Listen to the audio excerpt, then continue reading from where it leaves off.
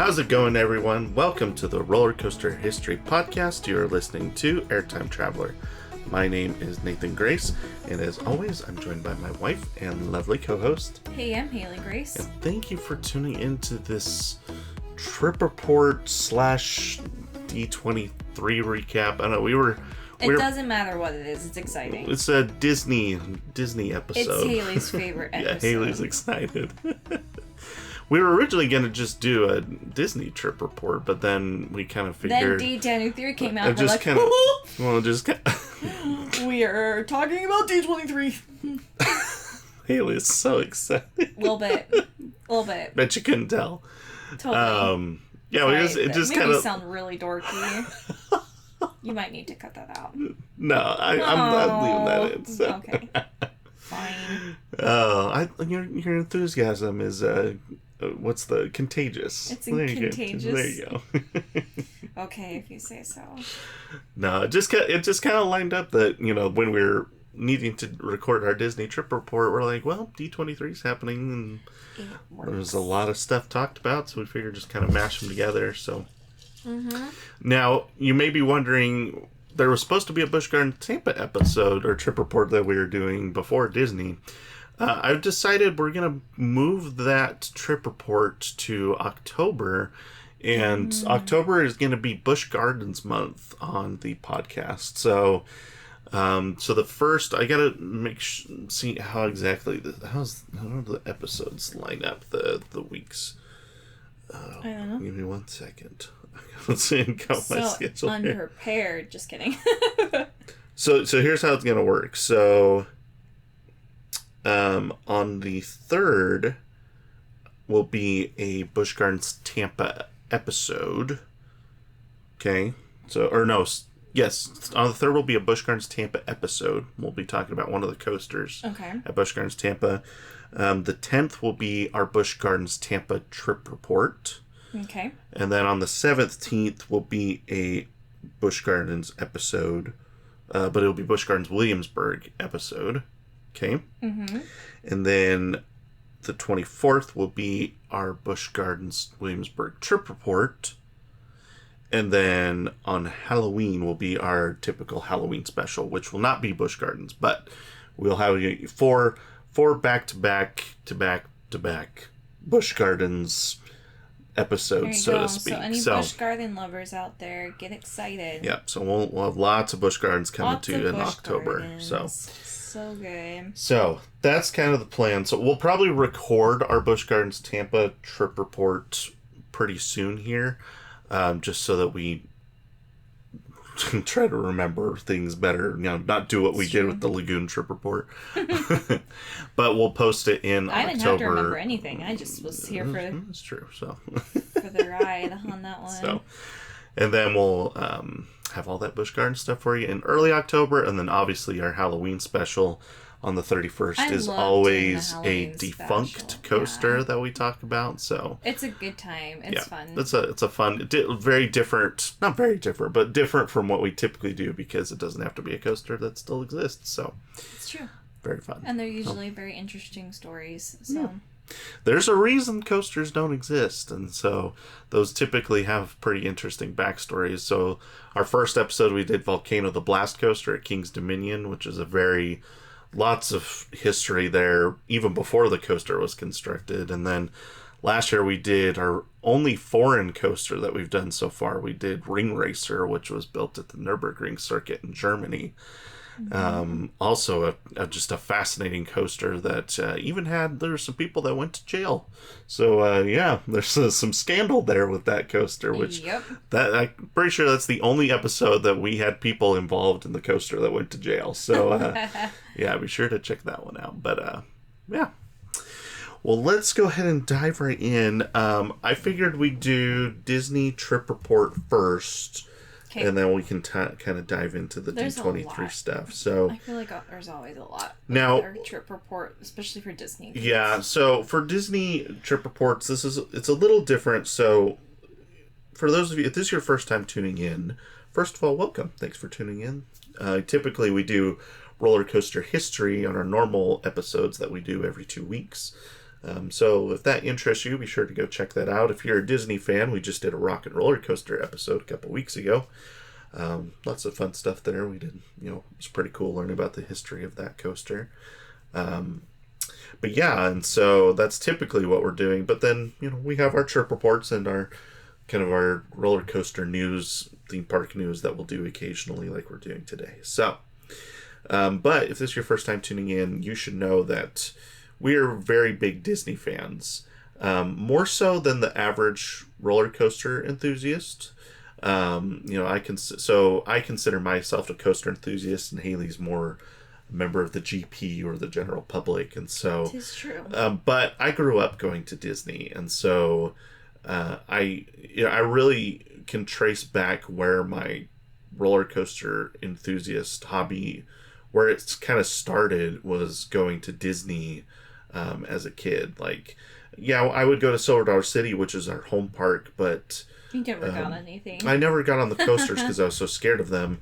Disney kind of opened the door for me to start riding coasters. Bit. Like like Rock and Roller Coaster was probably the first major roller coaster I went on. I did eventually get on Everest too. Rode all the other ones that were smaller because they didn't scare me as much. But yeah, and then eventually when I was a teenager, I finally tried some of the stuff at Silver Dollar City. And so, I can say both of those really are kind of the gateway to me eventually becoming a coaster enthusiast. But it really started with Disney because that was earlier. That was, starting when I was like 10 up until 16 when I finally went on, my first, big coasters. And so, and my parents are DVC members. And so, like, our whole family is just very ingrained in the Disney culture. Whenever you brought me home for the first time to meet your family, I think they were excited that I was just as much of a Disney freak as they were. Well, they certainly were, because I brought you home for Christmas, and the gift they gave you was come on our Disney trip in March. It was so blissful. It was the best. So even before Haley and I were married, she was already coming on Disney trips with my family. So if that gives you any indication of how ingrained into the Disney World culture we are, that should be the ticket right there. So it's just funny though, because my family is not like, it's just kind of something Haley kind of got into on her own, and then she married into the right family that did, which like made it help. Into that. Yeah, it helped with the whole obsession. So yeah, so I could seriously like go to Disney World and just sit and just be happy, like just sitting. I could spend a whole day just sitting and just being happy. So yeah, that's how far the love goes. It's a real thing. Well, definitely. So yeah. So, typically coaster enthusiasts kind of, I wouldn't say look down on Disney, but it's kind of like Cedar Point's better than Disney because Cedar Point has, Steel Vengeance and, right. So that's just kind of how enthusiasts look at Disney as like, okay, it's fine. They've got Cosmic Rewind was a big step forward for Disney and coaster enthusiasts, in my opinion. Up until that point, Everest was really the best that enthusiasts had to say about Disney, and that was still, like, in the CoasterBot rankings, it was just barely cracking the top 100. Right. So, yeah, Cosmic Rewind really changed the game, because that's really, in my opinion, is a coaster enthusiast roller coaster. Right. Obviously, it's highly themed, and it's, Disney purists will have their own say about Cosmic Rewind, but so I think coaster enthusiasts are starting to warm up to Disney a little bit because they're kind of making big steps in the coaster department. But generally speaking, coaster enthusiasts are kind of like, Disney is too expensive and not for when you could go to Cedar Point for a fraction of the cost and ride much better coasters. Not the same. But not the same. But you're on the flip side of that, where you're a Disney enthusiast rather than a coaster enthusiast. The and food's so better. Well, and that's the thing, like, Disney enthusiasts will have that to say, like, the food is way better and the theming is way better and it's true. The immersion is better. And yes, to all of those. And they're different experiences, and they're the difference between a world-class theme park and a regional roller coaster park. Right. And, coaster enthusiasts have their differences and, which one they prefer. I feel like I've kind of fallen to this middle ground where I grew up going to Disney, but then I've kind of moved into coaster enthusiast as I've gotten older. And so I feel like I have an appreciation for both, which... What's the word? Isn't it, not dual, but... Like a hybrid of the two. Yeah, yep. I'm like a coaster enthusiast, Disney enthusiast hybrid, where I feel like I fall strictly into being a coaster enthusiast, but I also still love going to Disney. Now, to the point that I did cut one Disney day out of my trip so that I could go to Busch Gardens Tampa. That's where the coaster enthusiast part of me. He drew the line. I kind of disowned him that day. I left him to go to Busch Gardens to go to Disney World. I was like, I'm out of here. That's the coaster enthusiast in me is, cutting days out of our Disney trip so that I can go get coaster credits. And so rude. But then, the typical coaster enthusiast would just completely skip out on Disney altogether, so to speak. So no, it's okay. It's okay. People. We're talking about Disney right now. Yes, but people can enjoy things differently than you do. It's okay. Sure. So don't hate on the enthusiasts. They're part of the people that are still listening right now. True. Okay, you can like your stuff. Anyway, that's just all to say that I feel like I have kind of a different view on this than your typical Disney enthusiast, but also your typical coaster enthusiast. I feel like I kind of have a different view of all this. So you're a good hybrid. I try to be. I try to not be biased one way or the other. I try to see things from an overall perspective and how the amusement industry works. All the time. But, I feel like especially in this field. I try to be. So. Yeah. So, Disney World. So, we took our trip in late April, early May. So, that was a few months ago, obviously. Wow, I still have the Disney blues. 3 months ago. Holy, that was crazy how fast that went by. That's true. So, I had a dream about Disney World. That's how much I miss it. I'm like, oh man, I need to go back. Now, on our previous Disney trip reports, we've gone really in depth in everything that we did. That's true. I don't think we necessarily need to do that this time because we just did a Disney trip report last year. Right. Because the last trip we went on was in December of 22.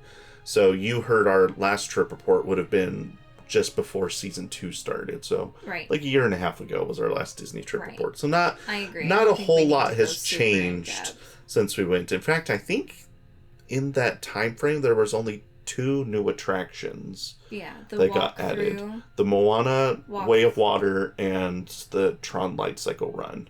Those are the only 2 attractions that opened in the interim, I think. So as far as new attractions, we don't have a whole lot to add today. I did think maybe we could just kind of briefly touch on, each day, just maybe anything that stuck out. So, this was the couple of things that were different from this trip. Obviously, this was our first time taking our daughter, who at the time was only 5 months old.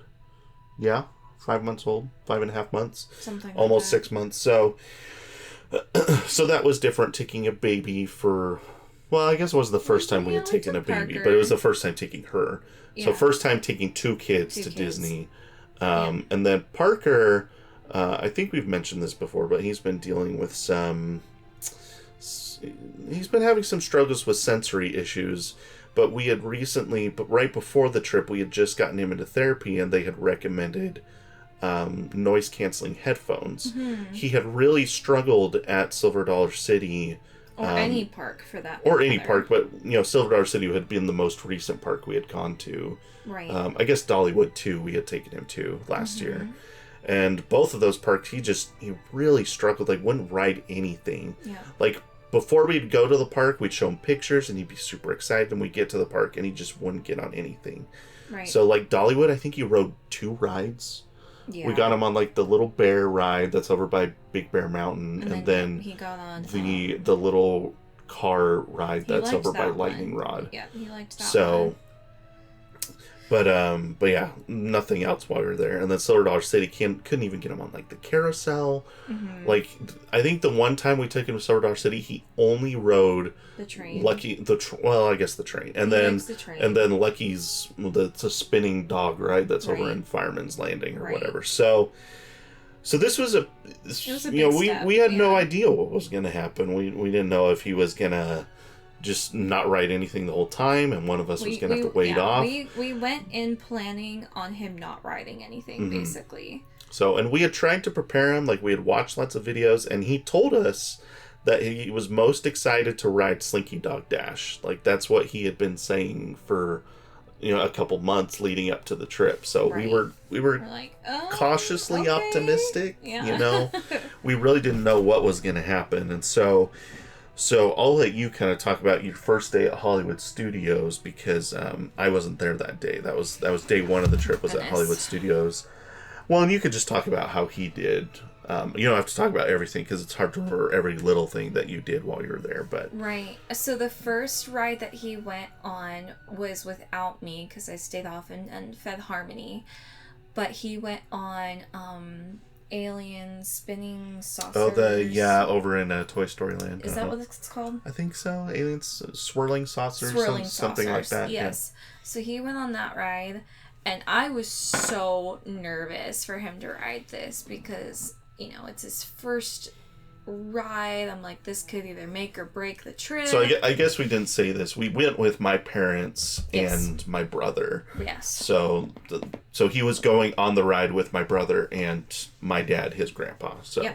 So anyway, so they went on without me and Nathan's mom, and so I had no idea how he was gonna do. He had his headphones on, and he looked so cute in his little headphones. But he gets on the ride, and Jamie, Nathan's dad, took a video of him. You can tell how nervous and hesitant he was to get on the ride. But then you could just see his face turn from like nerves to like absolutely loving it. So it was just so cool to like watch him like completely do a 180 with like one ride, and then wearing those headphones. And like the video, he was just like, he started giggling on the ride. Like you could just tell he was having the time of his life. It was so endearing to like watch, and so I think that was just really cool to be able to experience his first joy out of riding rides. At least in recent memory, because he had been like that when he was really young, like when he was 2.5, as he was just getting tall enough to ride rides. But then as he had gotten older, he had kind of there'd been a little bit more fear that had creeped in up until that point. And so that was cool. And so then we kind of went throughout the rest of the day. We didn't want to get on anything that well, you guys didn't want to do Slinky Dog until I was there. Right. Because that was going to be like Parker's first big ride. Yeah, big roller first coaster. Non-kiddie coaster, we'll say. Yes. So he'd been on, up until that point, he had been on the Grand Exposition coaster at Silver Dollar City. Mm-hmm. He actually rode the original Fire in the Hole, which is pretty crazy to say. And then I feel like there's one other that I'm missing. Maybe not. I feel like there's another one that I'm missing. But whatever it was, just kiddie rides, right? So. Right. So, after that went really good. We went and saw like a few shows. So we went and saw the Lightning McQueen Racing Academy. I don't know if we did that one that day, but we did do the Mickey and Minnie, like the animated like movie that they have. Oh, over by Runaway. It's not by Runaway Railway, but it's in that same animation style. Yeah. So we did that. We met Olaf, and he loved doing that. I'm trying to think what else we did that day. I need to, like, go back and look at my pictures. You were only there for, like, a half day, too, if I remember correctly. Because you had to drive me... Well, because you had to drive me down to Tampa and then drive back. The drive to Tampa was miserable. I said I will never do that again. Ever. The drive to Tampa wasn't that bad. It was the drive from Tampa back to Orlando that was a nightmare. Oh, my gosh. I was ready to pull out my hair. I was like, this drive sucks. With 2 kids in the back seat, too. It was so bad. It was so bad. So, yeah, that was, I said, nope, never, ever, ever, ever, ever again. So. Good times. Yeah, it was awesome. So, yeah, so, now I'm gonna go look at my pictures while I'm chatting. We didn't go to any, like special food places. We went to the launching bay. And that was pretty good. And then we did, let's see, here we go. Yep, so there's the meeting Olaf. Oh, we did do Toy Story Mania that day, too. Oh, okay, yeah. And he really liked that one. He liked the little shooting ride. Oh, and it looks like we did do the Cars show, now that I think about it. So, yep, so did that. So that's basically our day in a nutshell. It's like nothing too crazy. We did Mickey Minnie Runaway Railway. So, we rode a few rides, and he did great. And he did awesome. He did awesome. Like, it was just so shocking to see how awesome he did, and it was really cute on the way home, back to our hotel for the first night. I had to get the kids into the hotel by myself, because Nathan was still in Tampa. But, both kids were crash in the car, like just totally asleep, and so I had to drag both kids into the hotel, and there wasn't any elevators, and we were on the third floor. Old Key West. Yeah. And so, like, the whole point of Old Key West is to kind of make it more that, like, the whole idea of the resort is, like, very low key and quiet and relaxed. So no elevators. So they don't have. There's only like one building on the entire property that has an elevator. So yeah. So I was like, and of course we're on the 3rd floor, and I'm like, you've got to be kidding me. So, fortunately, they do have a service that they'll take your bags up to the room for you. Yeah. Which was really important for us because I wasn't going to be there to bring our bags up. And so that we were really stressed about that. So I just wanted to throw that out there that they did. Remember in the cast? Oh, I was so mad at this cast member. It was very grumpy. It was the only cast member I had an issue with that week. But the cast member, he had brought our bag up. And again, remember, there's no elevator. And the bag that we had was this massive duffel bag. I mean, it looked like a body bag. Like, that's how big it was. A big duffel bag. And we didn't bring any, like suitcases with us, except this large duffel bag. Well, because we had to fit the stroller in the back seat. Right, and this stroller is a double stroller that's, like, massive. It doesn't fold up super well. But I really wanted to bring the stroller so that way our kids were comfortable. We were comfortable, like, we would have a good trip. Anyways. So the stroller took priority over luggage. And so then from there, we bought this duffel bag so that we could... like, have space bags. We vacuum space bagged all of our luggage into this one duffel bag. And it worked. It did. But it was very heavy. It was so heavy. The cast member was a bit of a grump about that. He's like, you guys need to buy some suitcases. And I was like, you don't understand, dude. This was the point. So that was the only, I think, bad experience that we really had that trip with cast members, at least. So...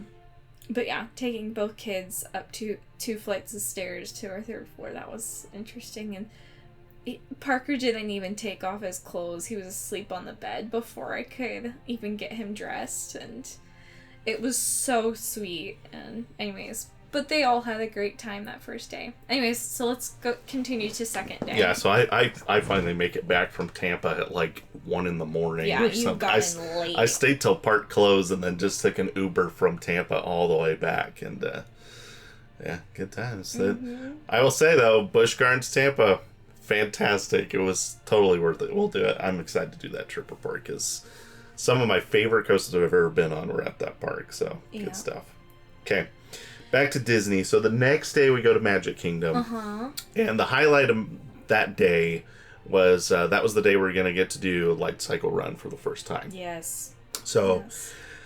That was kind of my number one priority as far as Disney was concerned, was I wanted to make sure I, got that coaster credit with a Lightcycle run. Right. So, I guess we can just talk about Lightcycle run now, because, I mean, the only other thing that we just kind of looking through pictures. We did Liberty Tree, which we've talked about before. We love Liberty Tree. Mm-hmm. Oh, except you got sick at Liberty Tree, you remember? I did. It was like the only time I got sick, which was so strange, because I even went back. If you haven't listened before, Haley has some food allergies, which we've talked about in other trip reports, but so she's allergic to gluten, dairy, and egg. So Disney is typically one of her favorite things about Disney is they're super good with allergies. Right. And so we typically don't have problems, but for some reason something happened at Liberty Tree. I don't remember. So because I even went back and like double checked my meal, and they were like, yeah, it was, completely safe, but they reimbursed us, which was super awesome. So still not quite sure what happened, but no idea. So probably we'll never know. But we met Tigger and Pooh that day. Did Tron. I'm trying to think what else we did that day. I think you guys went on Space Mountain. I don't think I went on Space. I think I did Space Mountain. I don't think so. I did. I think I just did Space Mountain with Levi a couple times. So Harmony loved French fries. That was she kept trying to eat a French fry. Parker and Harmony met Rapunzel and Tiana. Oh, that was cute. That was really cute. Maybe we'll talk about that really fast. But so I put Parker and Harmony in matching outfits pretty much every day of the week. And so this day was Rapunzel. So I had Parker in a little Pascal t-shirt and Harmony in a little Rapunzel dress. And so we went and met Rapunzel. And Rapunzel was so sweet with Parker. She did a really good job. She did very awesome. Impressed. And anyways, like she would just kept talking to him. And then she even did hide and seek with him. And he was so nervous and a little bit shy from her, which was totally not like our kid. Like, he is not shy at all, but I think he was just so either overwhelmed by her, but he still liked her. It was just funny because he's never ever shy like that, but it was really sweet, and she did such an awesome job with him. So, but the pictures turned out super cute. Yeah, I think that sums up our day in a nutshell. So, do you want to talk about Tron now? Yeah, so let's talk Tron. So good. So, I had purposely, and I tried to do this, I try to do this really with indoor coasters. I like to kind of keep the indoor element a surprise, because for outdoor coasters, you kind of, as people are on social media, they'll post construction photos, and so you kind of get an idea of what the ride's going to look like beforehand. So, outdoor coasters, it's not as big of a deal, but for indoor coasters that I haven't been on, I try to keep the indoor element as much of a surprise as possible. Mm-hmm. For example, like I talked about earlier, we're going to Busch Gardens Williamsburg, and so I have not watched a POV for Bolton or for Dart Coaster, because I just want to keep the inside element of both of those rides a surprise. I haven't watched any, so... Yeah, Haley has no idea what she's getting into. I'm a little nervous. But, so I did the same thing for Tron, and like Guardians of the Galaxy Cosmic Rewind when we, went last, back in December of 22. So I try to keep those things a surprise. So the only thing I knew about the ride was I knew that obviously you're riding in, like a motorcycle stance. I knew it was a launched coaster. I knew there's no inversions, but other than that, I really didn't know what to expect. And you kind of, you can see the outside portion of the ride. We'd actually seen the ride testing the last time we were at Disney. We got to see a little bit of the ride testing one night while we were at Magic Kingdom. But other than that, not really knowing what to expect. I will say some of the things that they do inside the ride are really cool, like in the queue. I think my favorite is I think it's before the lockers. It's after you've gone into the show building. There's like a room that they take you in where they basically, it's the quote unquote digitizing room, where you're being transported to the digital world. That room was sweet. And so they have like this. I don't want to spoil it, so if you want to skip ahead, if you don't want spoiled stuff for you, if you haven't been on the ride, but if you don't care, they had like this like frosted glass in front of you essentially, and there's some projections on it and stuff, and then they do like this moment where they teleport you, and then the glass goes to clear, and it's timed perfectly so that when the glass goes clear, you are looking at the launch track and you see a train get launched off into it's amazing. It's a really cool moment of like they just time it perfectly so that you can watch a launch beforehand, and then the queue moves and continues around the launch track and then off into the it just builds the anticipation. Yeah, I was gonna say not anxiety, but yes, the anticipation of it. Like, and I've said this on the show before that I think coasters really benefit from that. Like Cosmic Rewind doesn't have that, and it's fine. Like the coasters that don't have it, I'm not like, oh man, I really wish. But I think it adds an extra element to the ride when they do. Like the Rock and Roller Coaster launch track, right as you walk out of the recording studio, like it's just right there, and all you see is the track just, the train just launch off into the darkness, and that's all you see. Like, yeah, I think that's great when they're able to do things like that. And so even having the one element of the ride that's outside the show building, I think builds the anticipation even before you get to the queue. Like you just see this massive turn, but this massive bank turn as they come flying out of the show building at I think it's like 55 miles an hour, and then it kind of goes through this S-bend curve and then comes back up into the show building and disappears. So like just things like that I think really get you excited to ride the ride, and I love that. So so then I like the locker system also. Yeah, that was awesome. Excellent I system. Every park would do that. It's not hard. Wait a second, what was that? It's just, to me, and I know Disney has way more people, and so they have to, they have the money to invest in stuff like that, but to me, it just makes so much sense that if you're going to require people to leave stuff required, that's the key. If you bring stuff that's too big to go on the ride, that's one thing. But if you're going to require people to put everything in a locker, right, then you need to offer free lockers. End of story. Like, to me, it's just nickel and diming the customer if you're going to require people to leave everything behind, but then charge them to do so. If you're gonna charge them, just put it in the cost of the ticket, for crying out loud. Like, it's, and like we've seen, Cedar Fair is the biggest offender of this, where a lot of their RMC coasters, they require you to leave everything behind, but the lockers that you leave them behind, you have to pay for. And it's not an egregious amount, but it's, I don't know. To me, it's just you're squeezing extra money out of the customer for no reason. Yeah. And so for Disney to have free lockers, but also double-sided lockers, so that it's on the way in, you put your stuff in, and then on the way out, you grab it, and there's no congestion there because it's two different. It's very much like Steel Vengeance, if I remember correctly. Steel Vengeance, there's two different kinds of lockers.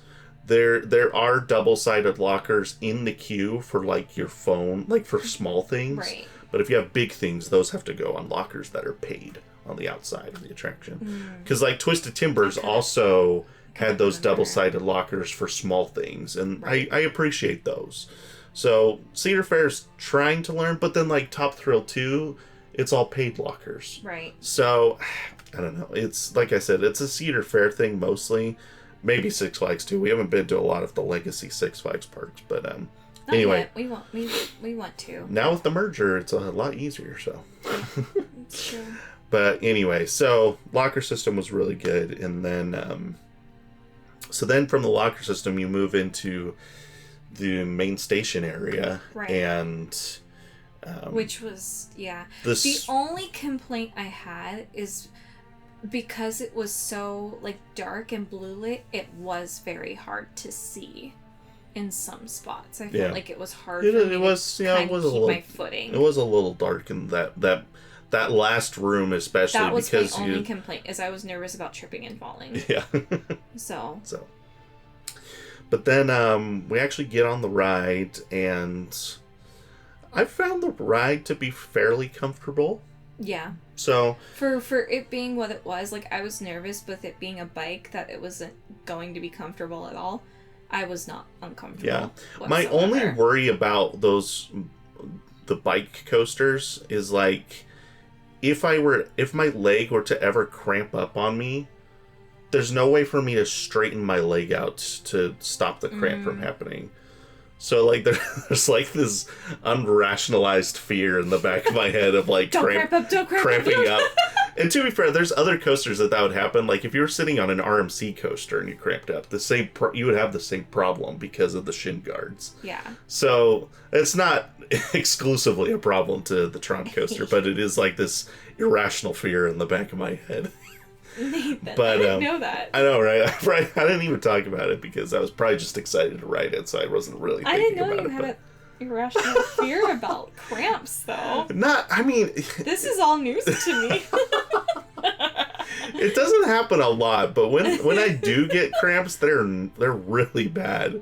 And so I fear the day that it happens on a coaster and I can't straighten my leg out to stop it, because they're going to have to, like, pull me out and, like, call the first aid people to fix me. Fix my cramp! Oh, man. So, then just to talk about the ride. You need to stretch now before it Yeah. The good news is generally cramps happen when you're dehydrated, and I try to stay pretty hydrated, especially when I know I'm going to be getting on big coasters, because the more hydrated I am, the less motion sick I get. Yeah, so, same. Generally speaking, I'm pretty hydrated when we're at the park, so that should help. So, it's really funny. I had no idea. So, to actually talk about the coaster, I thought it was fantastic. It was very good. It's so much fun. Smooth. Smooth as glass, which brand new indoor coaster should be. Right. But the launch is fantastic. It's not like, obviously with a motorbike coaster, you can't have too intense of a launch, otherwise you're gonna break some backs. But right. But I mean, it has some pretty decent punch to it. Yeah. So I was not expecting, like, I thought the majority of the ride would be outside, but it's not. There's only, like, a fraction of the ride outside. Yeah, it's probably only, I would say maybe a quarter of the ride is outside, probably 3/4 inside, roughly. Yeah.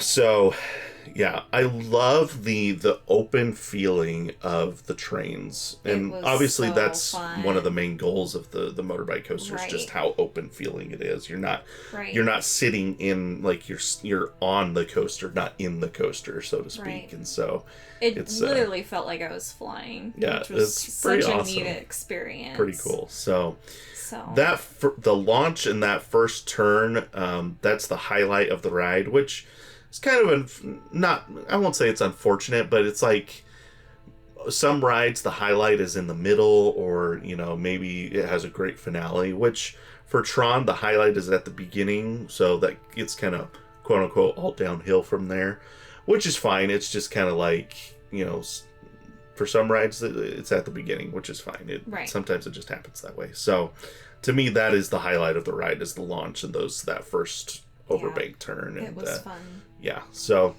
and then the inside is really well done. The storyline is not so much there, not as much as for, like, Cosmic Rewind. It's very clear what the storyline is. Right. Which I mean, to be fair though, like, I feel like you have to be with Tron, because, like, Tron's kind of a confusing storyline anyways.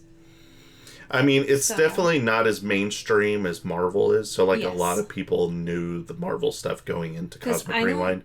If I have seen the original Tron, it's been a very long time since it's not based off the original, though. It's based off of the reboot, which was in... Oh, gosh. What year was that? Tron Legacy is the... 2010. So so if you haven't seen Tron Legacy or the original, to be fair, right, yeah, it's definitely not as relevant now. At D23, they did just announce that a new Tron movie is coming. Oh, I didn't know. Oh, you didn't hear that? Yeah, they announced No. They announced another Tron movie. So, Okay. which I think is a very smart move on It is Disney's smart. part to That's cool. open the Tron coaster and then let's bring a new Tron movie in to bring Tron back into relevance. Yep. They just have to do a really good job on the movie now. I So, agree. Yep. Do it justice. yes. So, yeah, the one complaint I've heard from people about Tron is that the ride is too short. Yeah. And I will say it is on the short side. Yes. I think the problem for Disney World enthusiasts is that we were spoiled with Cosmic Rewind before Tron came along. Because if you compare the two, pretty obviously Tron is way shorter than Cosmic Rewind is. Yes.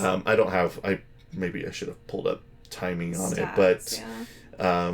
you can pull, as we're talking about it, I guess I can pull it up on RCDB really quick here. Mm-hmm. But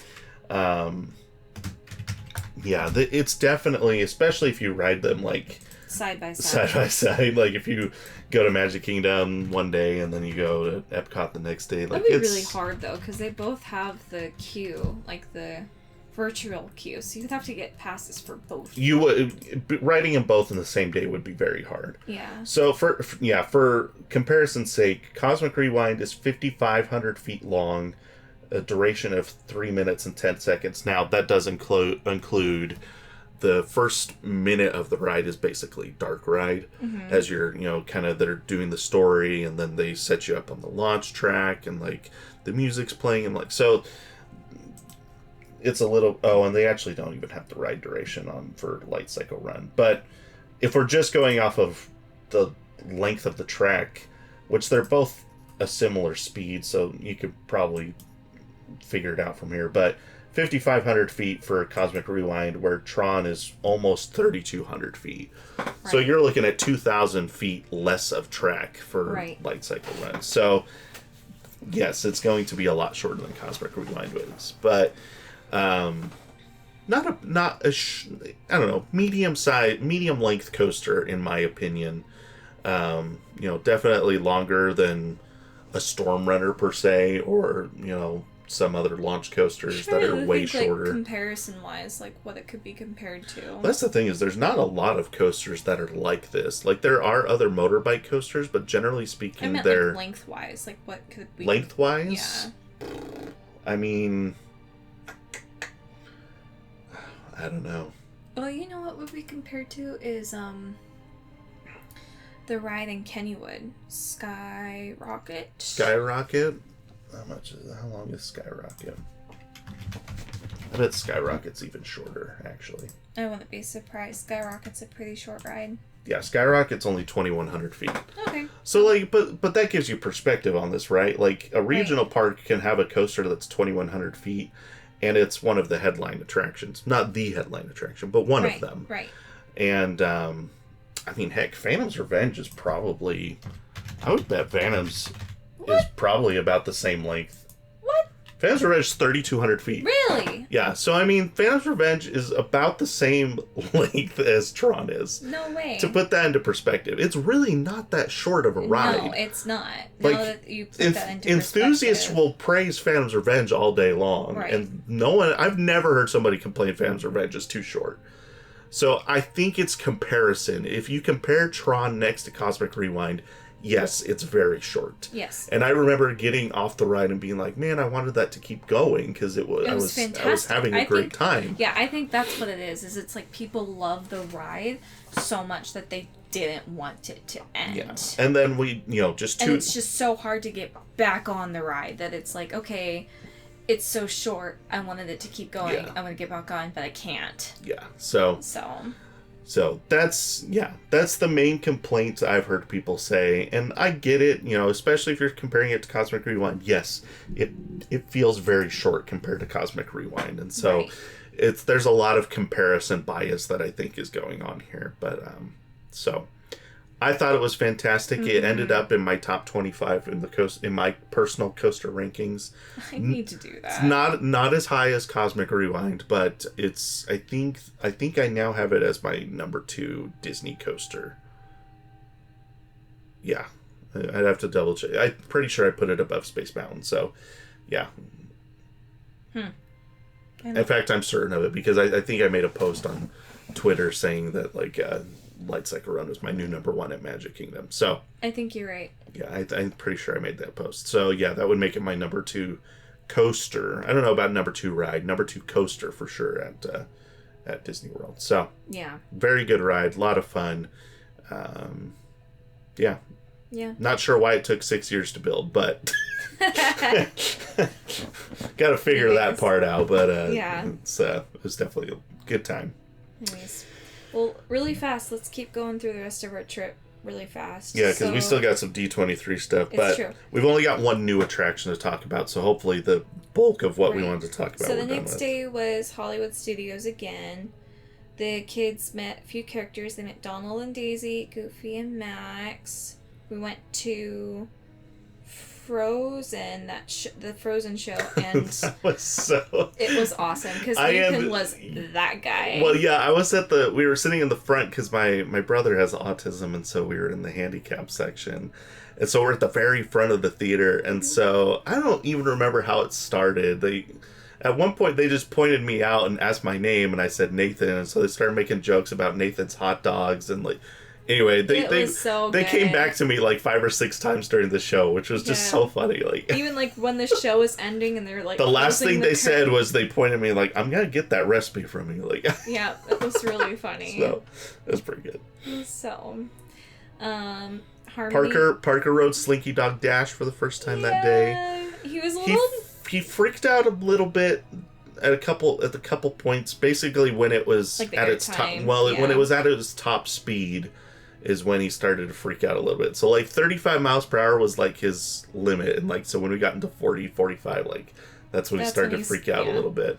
Which is fair. But I mean, for a little kid, like that's fast. Mm-hmm. And to be fair, when we got off the ride, he said he liked it, but he didn't want to get on it again. I think if we went back now, I think he would still get on it again. Yeah, I think he would get on it. Yeah. So, and then, but they were Woody and Jessie, and it was so cute because I just have to shout out to the outfits. They're adorable. I don't have anything else from that day. I don't think so. Rock and Roller Coaster was closed for refurbishment. I think we went to Mama Melrose for... Oh, Mama Melrose. Good. Very good. Very good food. Yum, yum. My favorite place to eat at Hollywood Studios, hands down. So. Yeah, there's not a lot of places to go at Hollywood Studios. There's like a few other sit-downs, but they're kind of, I don't know, they're not my favorite. Not as good as Mama Melrose. We haven't been to, what's the new one at Toy Story Land, Andy's Toy Box? Yes. I think. We haven't been to that one, that so. one's like barbecue, so. Yeah, so. But that one's expensive because it's an experience one, too, so like you have to pay per person instead of per meal, so. Anyways, next day was Animal Kingdom. Mm-hmm. Yeah. And we kind of got a late start on that day because we needed to do some laundry. And Animal Kingdom was hard because they closed early. So we didn't even get to be there at night. We didn't get to do Pandora at night, which is frustrating. Overall, that was my biggest complaint of the trip was Animal Kingdom closed early. And if you have an attraction based on their night experience, then don't close the park early. Yeah, Animal Kingdom's a tricky one because like for years, like it's always been this way where it closes early. And I don't know if it's just to give them more time to work with the animals. Like I don't know. I feel like they could very easily say, okay, Kilimanjaro Safaris closes at 5. Right. And the animal experiences close at 5, but we'll keep Pandora open. That's what I wanted to do. I wanted to walk around Pandora at night because it's amazing. And I don't know if they're worried that it'll over-congest those sections of the park if they do that. It very well could, but still, it's just like... it made me so mad because it's like my favorite part of Disney World is going to, the world of Avatar. Like, I absolutely love the world of Pandora. Like, it's seriously my favorite place. Anyways. I'm done complaining now about that. But yeah. It was a bummer. It was like... There was only like one day the whole trip that it was open late enough to do Pandora, and we just didn't have the time to make it work. However, this trip I did get to go on Flight of Passage. So if you listen to our last trip report, you heard the whole debacle with Flight of Passage. I redeemed my trip by going on Flight of Passage, so that made me happy. So. Yep, good stuff. Yep, got to do Everest a couple times that day with my little brother, so. Yeah, no major changes there. Nope. Disco Yeti still sitting there in all its glory. So. Anyways, continuing. So the next day was... Oh, that night we actually did the Magic Kingdom extra magic hours. Oh, that's right. So we stayed at Magic Kingdom till like midnight or something like that. It was late night. I don't Parker think we got back to our Parker was going like crazy though. He rode so many rides that night, and he was just loving it. Didn't he do Mine Train that night, or was that the next time we went to Magic Kingdom? I think it was a different day. I can't remember now.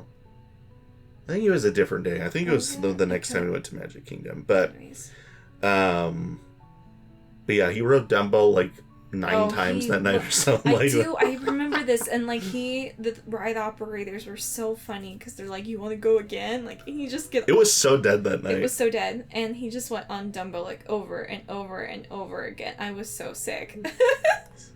But it was so adorable to watch his little face light up. Just loved Dumbo so much. So we're looking at pictures. This is so funny. And good times. Did the Carousel, Small World, Little Mermaid, all those so rides that he had a good time with. So. Yep. So then, like you said, next day was Epcot. Mm-hmm. So we did Guardians that day. Good as ever. Still the best ride on Disney property. Oof, gosh. So fantastic. So awesome. Love it. So still didn't... This was the first time we'd been on it when it had the regular playlist, because the first time we went, it had the holiday overlay. Mm-hmm. So I did appreciate that finally got to ride it as it was designed to operate. Right. You were pretty stoked about that. Didn't get September, so... Next one. Okay. Next time. Okay. Watch you never ever get it. No, don't curse me with that. So, good time. Sorry. I think we got 2 rides on Tron on our trip and 2 rides on Cosmic Rewind on our trip, if I remember correctly. I think you did. I don't think I rode either of them twice. I think you're right. I think you did both of them once. They both made me a little bit motion sick. Yeah. But so I was like, I'm doing it. Did we ride Remy's that day? Probably. I'm pretty sure we did. Yeah. Yeah. So, that was a good time. Because I think the first day at Epcot, we tried to do more rides, and then... The next day was World Showcase. The next time was, we tried to do more World Showcase, So, yeah. So, I think that was that. Oh, we did do the Moana walkthrough the first day. Oh, that's right. So we can talk about that a little bit. So it was so cute. Yeah, so my Nathan's got some beef with it just being a walkthrough, I feel like. No, I actually what I was going to say was before going into it, I was kind of like, really, like, this is what we spent all this time on a walkthrough attraction. Right. Like, I feel like Epcot has been under construction for so long, and we didn't really get that much out of all of that construction. Like, right. Like, the new plaza looks nice, but was it worth the, 4 years it was under construction? Right. I don't know. Yeah. Like, the old plaza was fine, too. Anyway. But, so I was kind of skeptical about... the way, not Way of Water. That's the Avatar movie. What's the Journey of Water? That's what it's called. So I was kind of skeptical about it, and I love the Moana. I love Moana. I think it's a great movie, and so I was kind of sad they didn't do an actual ride. Anyway, I will say I was pleasantly surprised. Yes, it was cute, and looking back on it. If I was just a teenager or just an adult going to Disney, I probably would have been like, that's fine. Probably won't do it again. But going with our kids, yes, was a lot of fun. And like they actually had some pretty cool technology for a couple of them. It was pretty cool, the water technology that they did. And like for adults, you look at that technology and you're like, okay, that's pretty cool. But like for kids, it just blows their little minds. And so like, whoa! Like, did you see that water? Parker and my little brother Levi were just having the time of their life. Oh, we spent so long there, just and playing in that water, and they loved it. They loved it so much. So I thought it was cool. Like, I loved having the water like move with your hand. Like, I thought that was pretty neat. Yeah, I liked the big wave part at the end. Yeah, it was pretty fun. So spoiler alert, sorry, but yeah. So anyways. It's definitely a fun little attraction. Is it an e-ticket attraction? No, absolutely not. But it's a fun little experience, and especially if you have smaller kids, like, definitely worth the time to go and walk through the attraction. So, and you don't have to, like, wait in line for it like you would for an actual ride. So that's a plus side, I suppose. So, and you could cool off a little bit. That's what's really nice, I think, too, is it's like, I think Disney has become more and more aware of, like, okay, we need either more cooling off stations or things that they can do to like kind of just cool off during the day. Yeah. So, anyways. So pleasant little surprise. I did enjoy it more than I thought I would. So it was nice. Good times. So I did the butterfly garden that day too. Oh yeah. I was the only one that did the butterfly garden, and that was fun. The rest of us went on Journey into Imagination. I really wanted to do the butterfly garden. Anyways, the next day was Animal Kingdom again. No, Magic Kingdom. You said Animal Kingdom. Oh. We only did Animal Kingdom one day. Did we? Yeah. Maybe you're right. I don't know why I have two pictures. Maybe you're right. Yeah, I've got Magic Kingdom, so. Okay. So we did like Big Thunder that day. Space Mountain. I don't think... Oh, that was the day that Parker rode Seven Dwarfs Mine Train for the first time. And he did even better on Seven Dwarfs than he did on Slinky Dog. Like, to the point that he wanted to go on it again. So that was really good to see. It was so cute. And he did ride it a second time later in the trip, too. So, so that was really cute. He rode Dumbo again. Yes, we did ride Dumbo again. So. I went off for like an hour. Did test track with him. I went off for like an hour just to take pictures of Tron. Yeah, I did test track with him. We did not test track. The Tomorrowland Speedway. Yes, thank you. And then we did the one breakfast too. Oh yeah, the character breakfast at the Crystal Palace. Yeah, which we were kind of disappointed in. There was a lot of things that went wrong during that breakfast. Yeah, I mean the characters did a good job. Yes. My brother was kind of having an off morning and didn't want to meet the characters. But Parker loved meeting the characters, and they did a good job with harmony, too. And Parker loved the characters, so... The breakfast was meh. It was not the greatest, but... So, you're paying for the experience more than anything, I think. You pay for meeting the characters, which is essentially why you go, but... So. Anyways, it was an overall fantastic trip, so...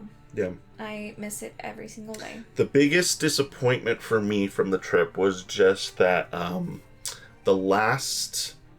Was it? I don't think it was the... It may have been the last day we were there. Maybe not. I can't remember if it was the last day we were there or just the last day that we were at Epcot. But the last day we were at Epcot for sure. My number one priority that day, because we had gotten on Cosmic Rewind, my number one priority was to get on Test Track because... By that point, they had announced that it would be closing to do the refurb. That's right. Wasn't there a fire? No, that was the trip before that. Oh, you're right. That was back in December. That was the December 22 trip that there was fire. But it was closed down for maintenance for like 4 hours that afternoon, and so kept checking back, and just. It finally opened like 10 minutes before the park was going to close. And by that point, we were already in line for something else. And we debated on me getting out of line to go ride it. And finally, just decided it wasn't worth it. And so, did not get one last ride on the second iteration of Test Track. So that was kind of unfortunate. But at least the ride's not going away. So. No, it's not going anywhere. So folks, we could honestly use that as a segue into talking about D23. It's true. There we go. Because they announced during D23 that it is opening next year, which is honestly faster than I would have anticipated. I mean, they're not really doing much to the building. They're just changing the ride. Yeah, but they made it sound like it's a completely new experience. Like, I know they don't have to build the ride from scratch, obviously. Like, the actual layout and all that is the same. It's really just the decor and the story, but still kind of, I don't know. They took, like I said, they took 6 years to build Tron, so it's hard to know how long these things are going to take. So it's true. Okay. Well, that leads us into D23, right, I suppose. Go through these announcements, because there's a lot of them. Yeah, we're not going to talk, we're just talking Disney World today. There were some pretty cool announcements for some of the other parks, like Disneyland is getting Avatar, and they are also getting a Coco ride. Yeah. Some two new Avengers e-ticket rides are coming to the Avengers campus there. So some cool stuff at Disneyland. The Lion King log flume coming to Disneyland Paris looks really cool. Good. Yep. Spider-Man roller coaster coming to Shanghai. Yep. It looks very similar. Looks like it might be a Cosmic Rewind style coaster, so it could be very interesting as well. So a lot of cool stuff, but we're specifically talking Disney World today. So let me pull up the announcements from yes, please, because there's a lot. There was a lot. So all right, so here's what we got. All right, let's do it. This is not necessarily in any particular order. I think we'll just kind of go park by park. I think we'll leave Magic Kingdom for last because those were kind of the biggest announcements. Okay. No announcements for Epcot. We'll say that. Well, they are adding a lounge there. Where are the? So I think they're adding a Spaceship Earth lounge. Oh. Yeah. And then they're also adding a Pirates of the Caribbean lounge at Magic Kingdom. Oh, okay. So that's kind of cool. That's cool. So that's really the only announcement for Epcot. Now, with the lounge, isn't that like alcoholic based? Mm-hmm. That's interesting because Magic Kingdom's a dry park. There are there's like 1 or 2 places you can get alcohol, and they've slowly been increasing that over time. Really? So, okay. Yeah, but that's pretty much it for Epcot, which makes sense because that's where all the money's been going to lately. Right. Now, I did not expect any announcements for Hollywood Studios either because, again, a lot of money's been poured into that park between Galaxy's Edge and Toy Story Land. Like, there's just been a lot happening there. Right. Mickey Minnie's Runaway Railway. So, the one announcement that I really wasn't expecting was... I don't think anybody was. I don't think anybody... This wasn't on anybody's bingo cards, was Monsters Inc. Land coming to Hollywood Studios. Yep. And the big announcement to go along with that was the suspended roller coaster that's coming along with that. That's going to be really cool. I'm really excited about that. So this, just seeing from other enthusiasts, because I haven't been an enthusiast as long as other people that I follow on Twitter, but this rumor of this coaster has been going on since like 2007. Like really? That's how long people have heard this rumor about a Monsters Inc.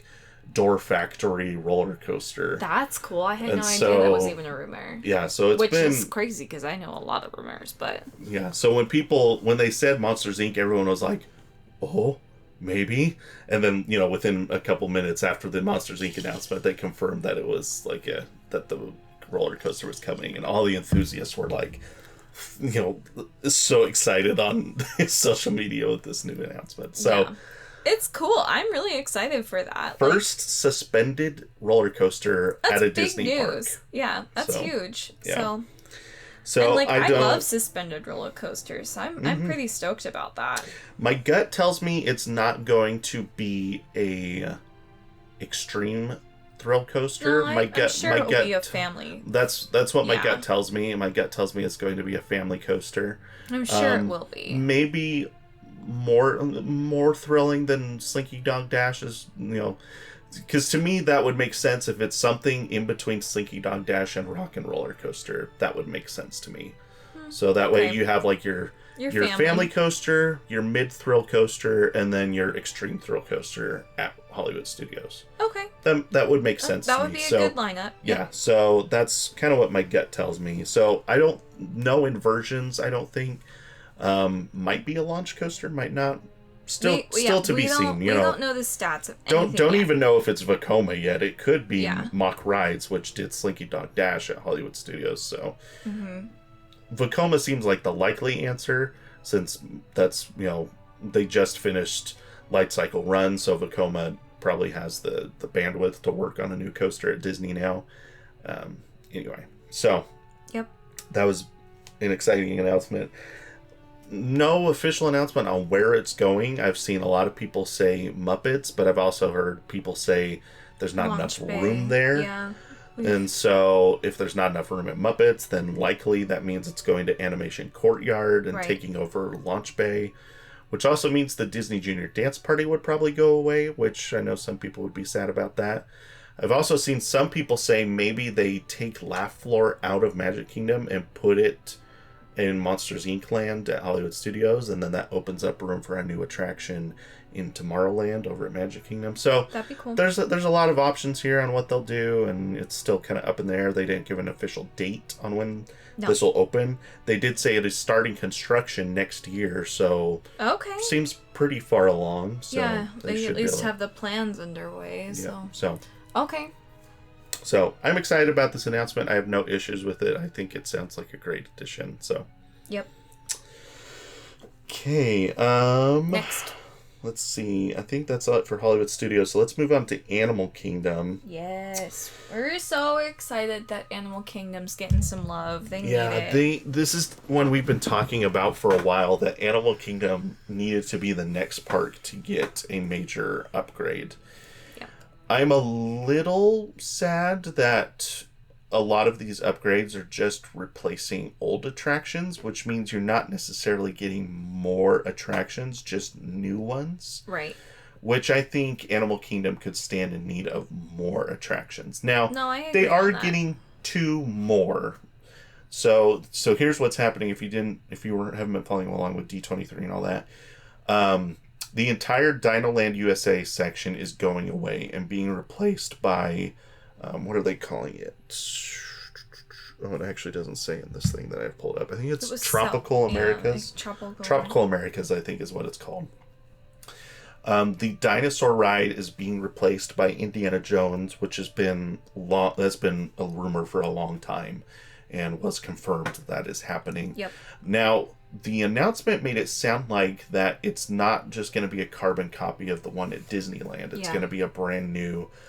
So I couldn't tell if they meant that means it's going to be a brand new ride, like they're going to tear up the old ride and build a new one, or if it's just going to be a new story. Because if I remember correctly, the track layout for Indiana Jones and Dinosaur are the same, but it's a mirror image. Right. So they could do a lot with it. They could, and maybe they will keep the same track layout and all that, but they'll just do an entirely new, because the way those vehicles are designed, you could just reprogram the vehicles to be a new ride. It would still use the same quote unquote layout, but you just program the vehicles to do different elements, and Which you would be cool. And you could do that with those vehicles, so that could work. Yep. So it would be technically a new ride experience while still being the same ride, essentially. Yeah. And it would be more cost effective to do it that way, so I wouldn't be surprised if that's what they do. I could see them doing that, yeah. So the other, and so then they're redoing that ride. So that's not a new attraction. That's just a redo of an old one. The 2 new attractions coming to the area. There will be an Encanto boat ride that is coming, which that was originally supposed to go to Magic Kingdom based on last year's D23. Right. And then it sounds like they kind of reworked it to include it in this new area in Animal Kingdom, which I'm excited for that though, because again, Animal Kingdom needs more stuff. Yeah. So Encanto boat ride sounds like you'll go room by room through the Encanto. So that sounds like a fun a fun boat ride. I mean, it's not a thrill attraction. It's probably more in line with like a Frozen Ever After.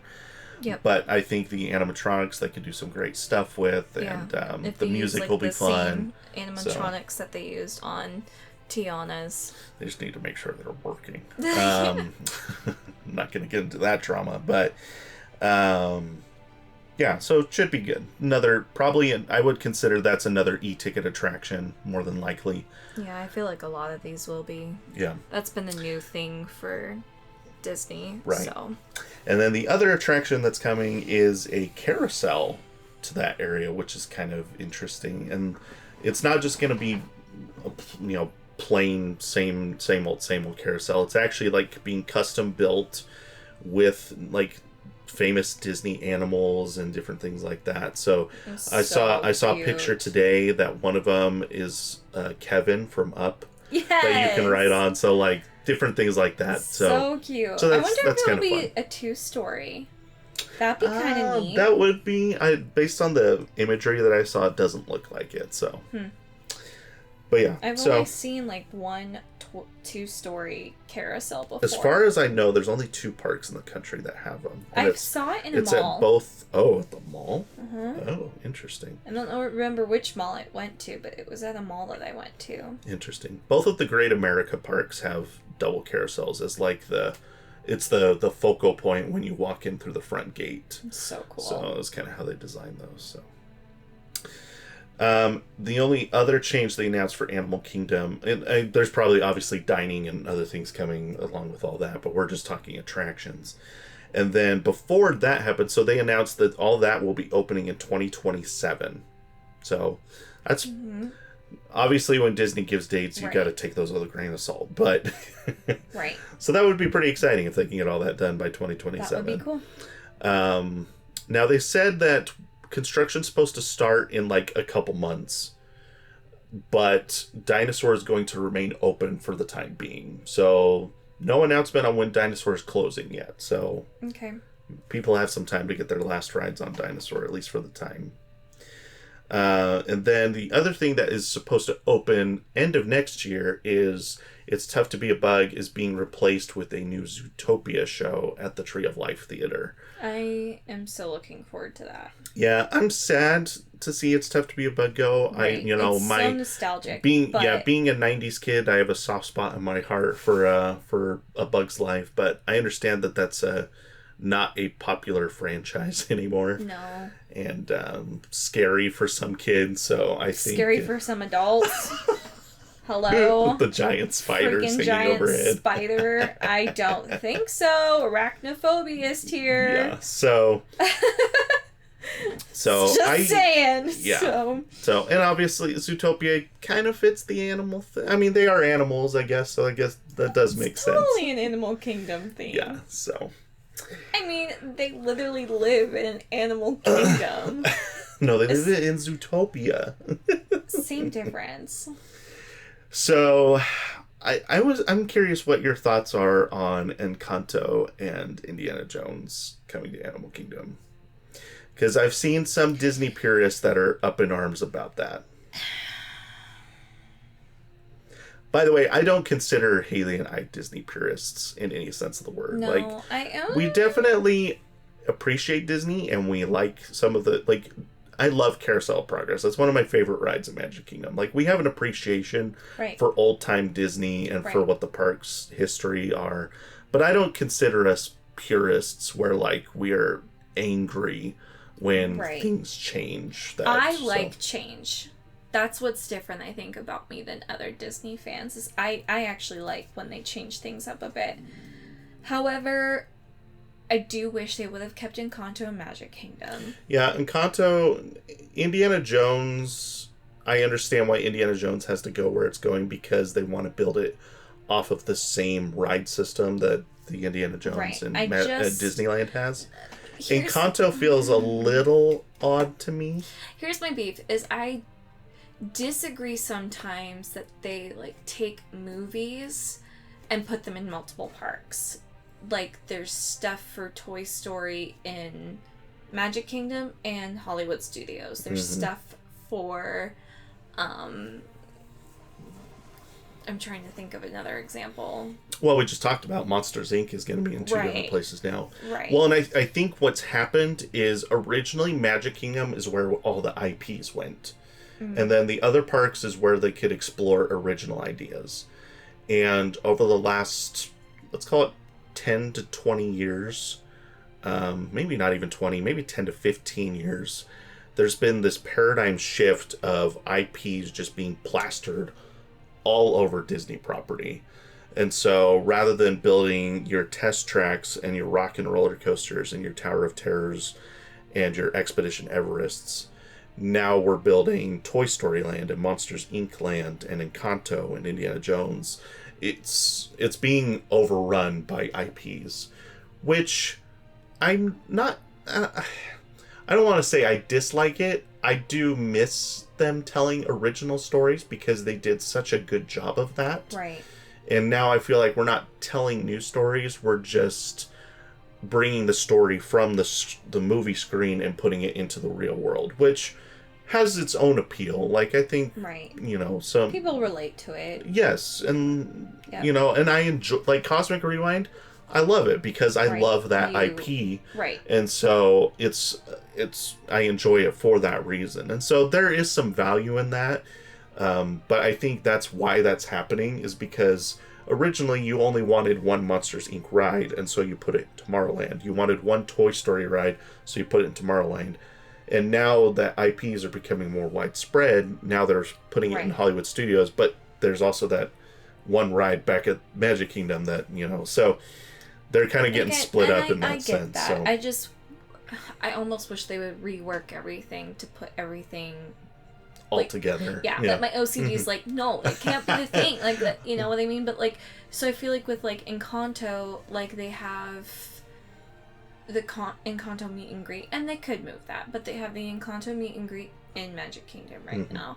So I feel like they would take, like, I don't know, like, just choose where it's gonna go. And I feel like with Encanto, I wouldn't be surprised if they move that. It's not super animal themed, but I guess, like, because it kind of fits that whole tropical theme, like it could be considered that, I guess. This is my thing with Animal Kingdom. I'm not going to be surprised if they change the name someday.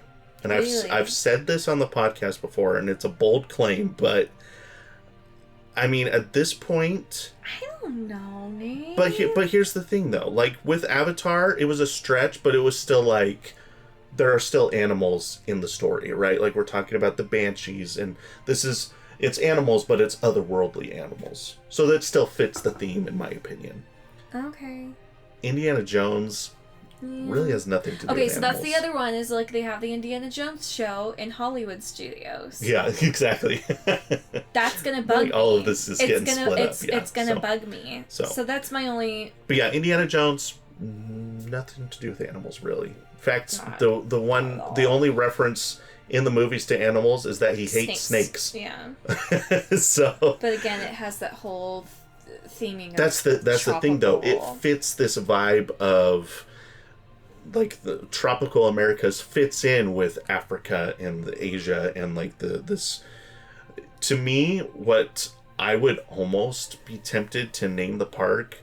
Here, let's hear it.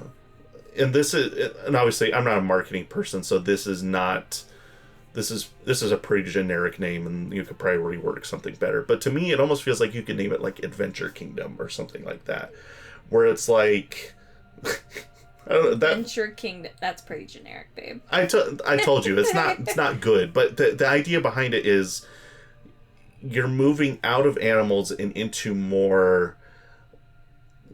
I don't know. It's not quite animals, but it still fits thematically.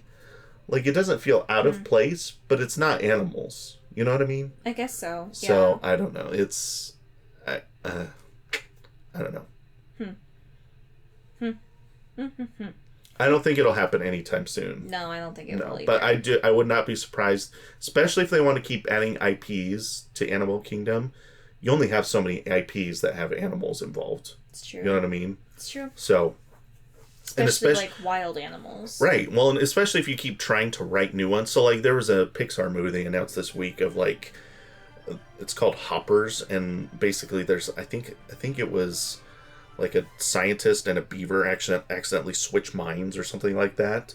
So I'm like, okay, that could fit, but only if the movie's a success. If it's a flop, you're obviously not going to do anything with it. So you're relying heavily on any new animal movies to actually work. Do well, right. So, and at this point, you're moving Zootopia in, you're moving Encanto, which I guess kind of works, and then Indiana Jones doesn't have any. I don't know. It just, to me, it feels like you're going to have to pick animals or IPs at some point. Right. And right now, Disney is leaning heavily into IPs, and so I don't know. Okay, I can. We'll get see. on board with We'll that. see. So, anyway. I can get on board with that opinion. So, we got to move on though. Otherwise, we gotta move to Magic Kingdom because we got a lot to talk about Magic Kingdom. Yeah. This is where people are. One announcement has people really, really excited, and one announcement has people threatening to never come back to Disney again. That's so stupid. I'm sorry. Hold up. Okay, let's talk about that one first because the controversial one first. I think it's so. So here's the time. Disney is going to change. Period. Get over it. Whoa, so, you're gonna have Disney purists calling to boycott our podcast. Listen, like Disney is always changing. Walt Disney was all about constantly moving forward, constantly changing. It's gonna change. I understand. Like one of my favorite shows changed. The Country Bear Jamboree. Country Bear, yeah. So it changed. Like, am I a little bit upset about it? Yeah, I loved the nostalgic of that show. However, do I think the change that they did is great? Absolutely. So it's just gonna change. Everything's gonna change. So this is the timeline of how the announcement works. So the announcement was that a new version of Cars Land would be coming to Magic Kingdom, and that construction would be starting very soon. I'm stoked. This is not a copy of Cars Land at California Adventure. This is a brand new imagining of, because to help it thematically fit in with Frontierland, because that was at the time that was the only news that we had, is that it was going to be attached to Frontierland.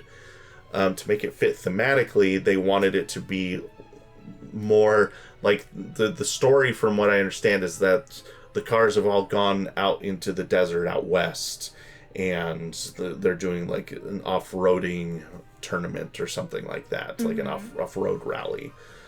And so that's the story. It's not going to be Radiator Springs, which I'm a little bummed about. Like having Radiator Springs somewhere on really Disney property would be cool, but I understand. They want to do something different than what California Adventure has. So I mean, Avatar is going to be different, and yes. So it's like they want. So sometimes they copy it, like Galaxy's Edge. They copied it for both of them, and sometimes they want to do a completely different thing. So I get it. Yep.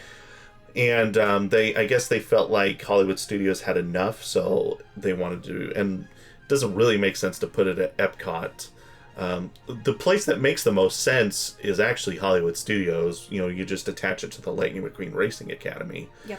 But again, they wanted to put Monsters Inc. there, and I mean, if you put Monsters Inc. in Magic Kingdom, that also makes more sense. But then you have to put it over in Tomorrowland, and I don't know how much space they have over there, especially after Tron. So I guess, it's been this, probably, I imagine the Imagineers have had this game of Ring Around the Rosie of trying to figure out where all these lands and ideas are going to go, and eventually this is what they settled on. So Monsters Inc. would go to Hollywood Studios, Cars Land go to Magic Kingdom, and probably Encanto and Indiana Jones were always meant to go to Animal Kingdom, I imagine. So that was the announcement. People were a little odd about it. It was just kind of like, it doesn't really fit. Like, Frontierland's supposed to be like 1800s Old West, like prospecting, gold mining, like Big Thunder Mountain is. Right. Now, I will say that was the original Frontierland, but as soon as they built Splash Mountain back in the 80s, I think, Splash Mountain opened. Once Splash Mountain opened in Frontierland, you pretty much broke that immersion. Because Splash Mountain, the original story... Yeah, it's not... The original story doesn't take place in 1800s Frontierland. Right. So, if you're going to complain about that, you really should have been complaining when Splash Mountain opened. And maybe you did. And then that immersion was broke even further when Tiana's opened just a couple months ago. Because now you've brought in New Orleans, which obviously does not fit 1800s Frontier. So, again, it could be renamed. Yeah, so, I don't know. It's, I get that people are upset about the immersion of Frontierland being broken, but that happened a long time ago. That didn't happen just now. Mm-hmm. Now, so people were a little upset about that, but I think people were kind of like, okay, we'll deal with it. Right. This morning... Disney announced where this new Cars Land is going, and it is replacing Tom Sawyer Island and the Rivers of America. Mm-hmm. And people are not Disney happy. Purists, probably the most upset I've seen Disney purists since we started this podcast. Yeah. Like, I've seen people get upset about Tiana's and Splash Mountain. I've seen people get upset about the placement of the Hatbox Ghost at Haunted Mansion. I've seen people get upset about the new courtyard at Epcot. I've seen all kinds of stuff since we've, started the podcast. Yeah. This morning was another level. Like, people were angry about... And I'm going to play devil's advocate for a second here. Okay. When the park originally opened... The Riverboat and Tom Sawyer's Island were original opening day attractions at the Magic Kingdom in 1971. And I can understand that, yes. So this isn't just we are breaking the immersion. This is we are removing original opening day attractions at a park that's over 50 years old. That's hard. That does sting. It does. I will admit, when I'm not a Disney purist, and when I read that, I was like, ooh, I don't love that. Like, I've never actually been on the Riverboat. But I do have a nostalgia for walking past the Riverboat as, I turn right towards Haunted Mansion or turn left down towards, Splash and Big Thunder.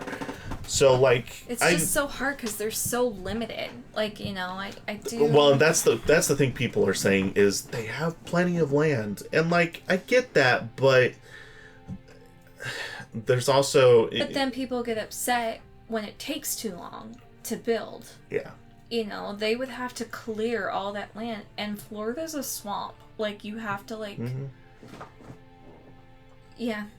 And, like, again, at some point... And it's both sides. It stings. Yes. I see both sides of the argument, definitely. And, like, at some point the park gets too big, and then people complain about having to walk so much. And, like... Yeah. And then people are saying you should build a fifth gate instead, which... Honestly, I would kind of be okay with taking all these announcements that they had and just put that into a park and open that on its own.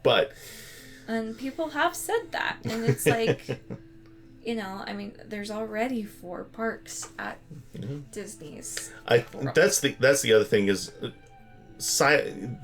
going alongside all of these complaints is.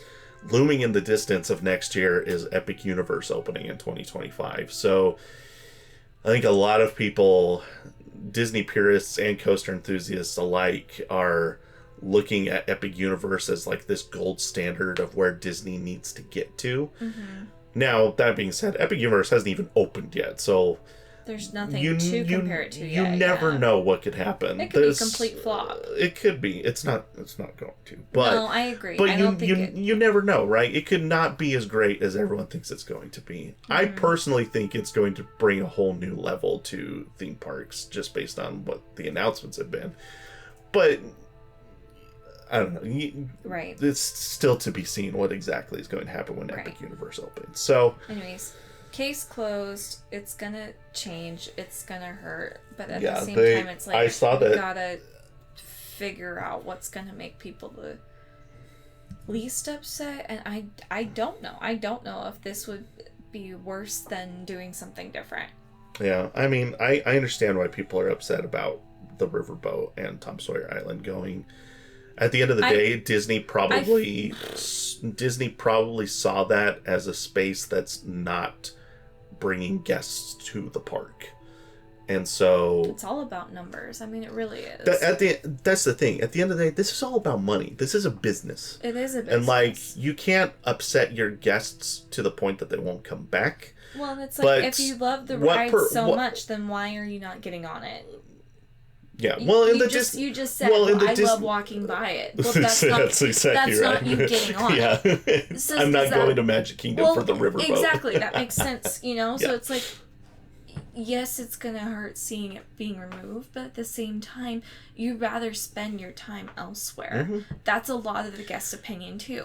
And I don't think I've been to Tom Sawyer Island since my first visit. Yeah, exactly. You know what I mean? It's just like, it's not something I see myself doing because there is so much else to do in Magic Kingdom. And that's the thing is we've talked on the show a lot about how coaster enthusiasts are important to the theme park industry, but they are not what drives the decisions. It's the general public that drives the decisions most of the time. Yeah. Sometimes you get your coasters that also appeal to the enthusiasts, especially at parks like Cedar Point that really, dig deep into record-breaking coasters. But I feel Disney World is kind of the same, where the Disney purists are the ones that are really loving Disney, and they're the ones that are going to D23. They're the ones that are buying season passes and DVC memberships. But at the end of the day, the people that drive the decisions at the Disney parks are the general public. The people that are make up 75% of the guests that are at the park on any given day.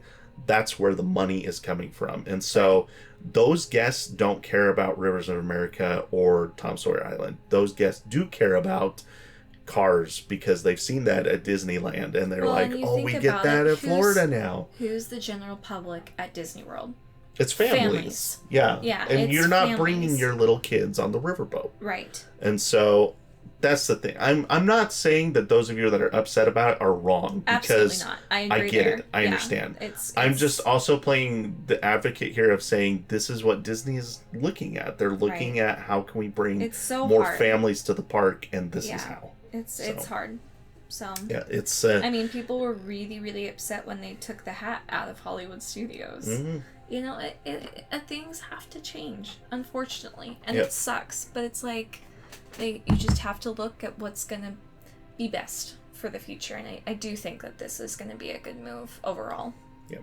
So okay, move on to the next one. Yep. So this is the one announcement that I think everyone's excited about. Everyone should be. No one had absolutely. No one had any issues with this, as far as I can tell, because it looks exciting.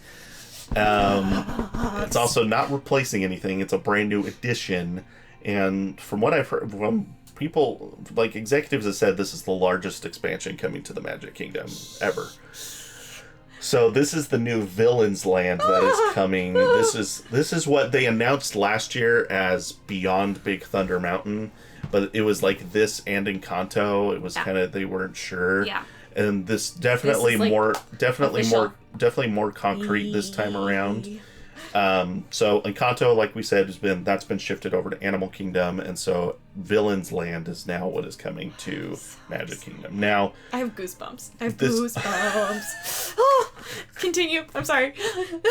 You're like so excited about this, and there's really not that many details. It doesn't matter. It's coming. It's coming. They have no date on this, by the way. Matter. So we might not see this for another 8 years. You have no idea. It's coming. It's coming. Okay, continue. So, I mean, there's really not a whole lot to say other than that. I mean, the theme art for it is like, when you look at they released one mock-up of the land. Looks really good. Looks very gritty, which is kind of it's kind of like a departure almost from everything else that's at Magic Kingdom, which is kind of different. I don't know how much. Yeah, continue. Like, I don't know how much. Like, obviously, it's going to have to be family friendly. It's at Magic Kingdom, obviously. This isn't going to be like the what's it called? Dark Universe that's coming to Epic Universe, which that also is probably going to be family friendly. That might be more PG-13, where this is probably still going to be PG. Right. I mean, it looks really cool. I've seen some people say that because it's a more mature theme, they definitely could amp up how thrilling the rides are at that portion, where Animal Kingdom tends to have less thrilling attractions than the other parks in the chain. Not Animal Kingdom, Magic Kingdom. Oh, did I say Animal Kingdom? Yep. So, Magic Kingdom tends to have less thrilling attractions than some of the other parks. But they definitely could, throw in a really big thrill attraction. And when you look at the rendition, there is definitely a roller coaster in the rendition. Now, they didn't give any specifics on attractions other than to say that there were 2 e-ticket attractions coming to this area of the park. So, likely a roller coaster and something else, if I had to guess. He's like about to blow up over here. 2 roller coasters. Not I don't know. But 2. We'll see. The rendition is confusing because the bottom there's definitely a roller coaster, and then the top left looks like a roller coaster too. I seriously doubt they would put 2 roller coasters in the same section of the park unless it was a family coaster and a big thrill coaster. But that doesn't feel Disney to me. It doesn't. But Disney to me feels like roller coaster and dark ride. That's what it feels like to me. So I can be hopeful. So, to me, that would be my guess, is a big roller coaster and probably a very state-of-the-art dark ride with really impressive special effects and animatronics. So I'm just so curious. Could be like, the dark ride could be like a Rise of the Resistance type. Right. Like where it's a trackless vehicle, so it's still a thrill ride, but it's not a coaster. Here's my thing. I'm like so excited because I think this area, because it's so generic to just villains, like I'm curious if they're gonna kind of like do like a new storyline to like include all the villains. Does that make sense?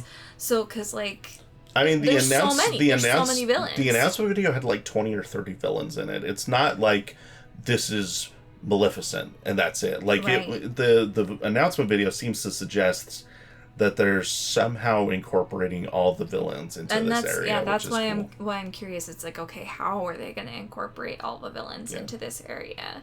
Are they going to do it with rides? Are they going to do it with like different walkthroughs? Are they going to do it, like there's so much that they could do with this area. There'll also be they said there'll also be dining in this area and shops and stuff like that too. People are going to freaking love this place. I feel like just the Disney villains are so underrated. Like I'm really excited for them to kind of bring some light to the darkness. Okay. No one laughed. You didn't laugh at me. It was rude. I did laugh at you. No, you laughed after I was sad. It's not counted. No, I think you're totally right, and I think.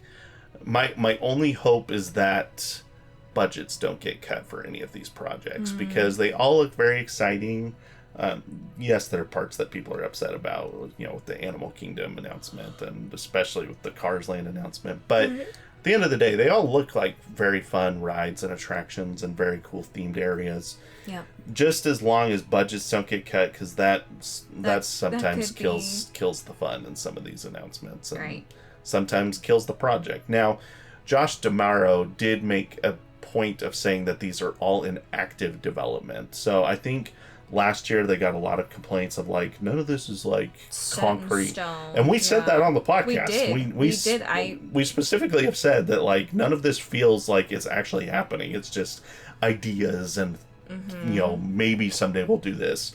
This year felt a lot more concrete where like this is actually happening. This is when construction is starting. Villains Land still feels a little bit off in the distance. Everything else feels a little bit more like this is happening soon. Cars Land I think will open first. Villains Land will be after that. So we're looking at Villains Land probably 2030 I imagine would be my guess.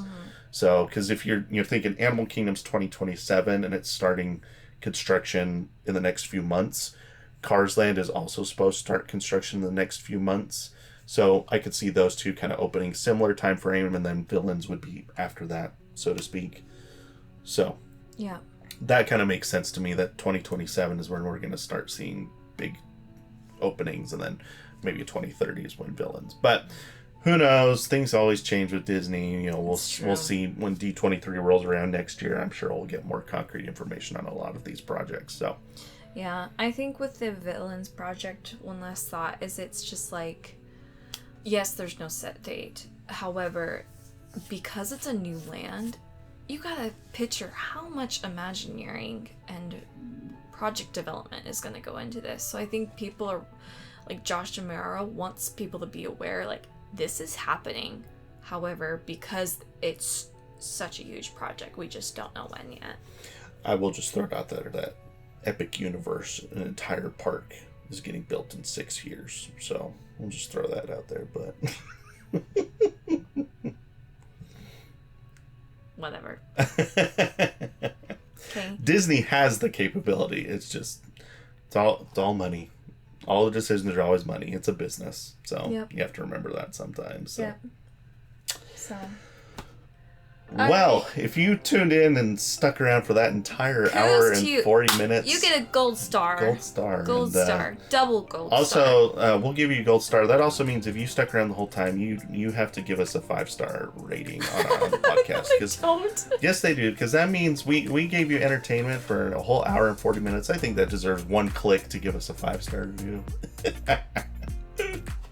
If you say so. No, but if you do have the time and you did enjoy that, we do appreciate those 5-star reviews. It's not for our ego. It's really, the reviews just help people find the podcast in the future. It helps, with search engine optimization. So we appreciate that. And if you want to follow us on our socials, you can do that on Twitter/X or on Instagram. Our handle is @airtimetraveler for both of those.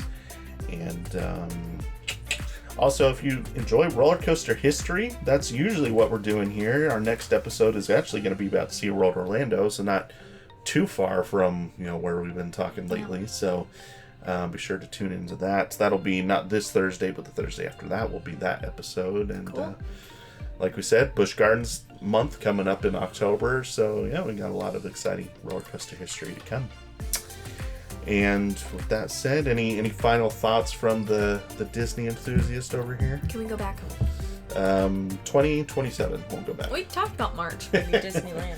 No, I do think, we probably will. Probably think we're trying to do a Disneyland trip next year. Haley's never been to Disneyland, That's so true. That'll be exciting. That's true. For her, I'm pretty stoked for that. So. All right. Well, that being said, thank you for tuning in to this trip report and review of D23, and we will see you in the next episode.